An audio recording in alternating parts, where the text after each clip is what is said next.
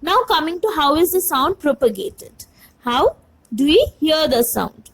So say when the drum is stuck, now there will be a vibration and these will reach our ears. Okay, so what will happen is when the drum is stuck, it will vibrate the air column which is very close to it, and thus it will reach the ears. So when it vibrates the air column near the drum, what happens? There is an atmospheric pressure created and there is a rarefaction, that is a lower pressure is there, and the subsequent place there is a condensed area of air particles which is compression. So there is alternative compression and rarefaction till the ear. Now for the sound to travel, we of course require a medium through which the sound can travel.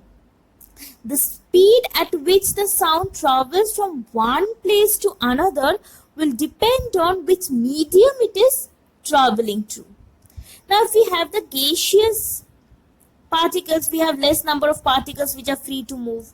Liquid are more denser one and solid is most dense. So what happens? In vacuum we can hear no sound because there is no particle. Whereas in gas, there is a slow movement of sound. A bit more is in liquid because the particles are a bit more denser and they can vibrate. But in solids, what happened? As the particles are dense, they vibrate easily and the sound travels fastest in solids. Okay. Now coming to again this out how we talked about propagation of sound.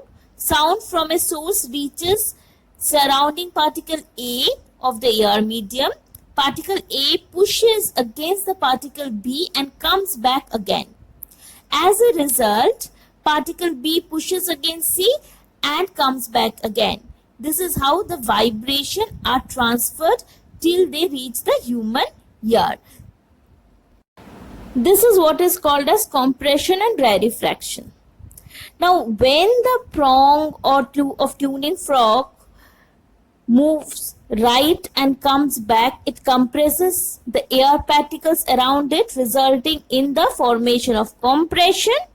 And when the prongs move left and comes back, the air particles are separated again, forming rarefaction.